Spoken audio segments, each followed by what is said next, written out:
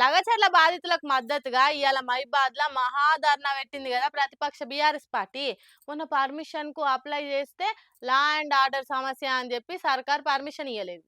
BRS వోళ్ళు కోర్టుకు పోయి మరి పర్మిషన్ సాధించిండ్రు. ప్రతిపక్షం అధికార పార్టీని షీరి చింతగట్టుట్లా తగ్గేదేలే అంటుంది.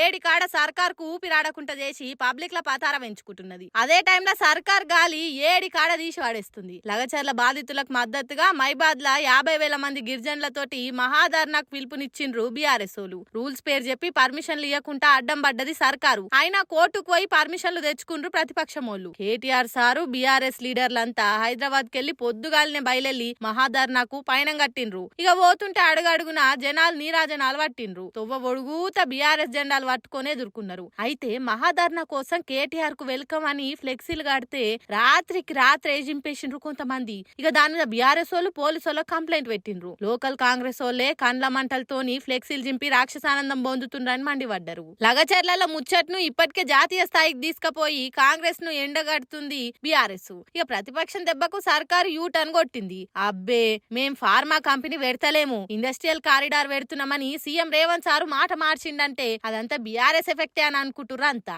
ఇంకో దిక్కు లగచర్ల బాధితులను ఢిల్లీకి తీసుకుపోయి జాతీయ మానవ హక్కుల కమిషన్ కు ఫిర్యాదు ఇప్పించిండ్రు. అట్లనే రాష్ట్రపతికి కూడా ఫిర్యాదు అయినరు. అటు జాతీయ ఎస్టీ కమిషన్ కూడా ఎంక్వైరీకి వచ్చేటట్టు చేసిండ్రు. కార్ పార్టీ లీగల్ సెల్ గిరిజనుల బిడ్డలకు మేమున్నామన్న ధైర్యం ఇచ్చింది. ఇట్లా ఎవ్వరు బాధితులైన వాళ్ళకు అండగుండుట్లా జనతా గ్యారేజ్ సినిమాల ఎన్టీఆర్ అన్న లెక్కనే ఎంబడపోయి భరోసానిస్తుండ్రు హరీష్ సారు, కేటీఆర్ సార్లు. అందుకే ఇట్లా నిత్యం పబ్లిక్లు ఉంటారు కాబట్టి కాంగ్రెస్ అంటే కార్ పార్టీకే పబ్లిక్ల పతార బాగా పెరిగిందని సర్వే సంస్థలు కూడా రిపోర్ట్లు బయట పెడుతుండ్రు.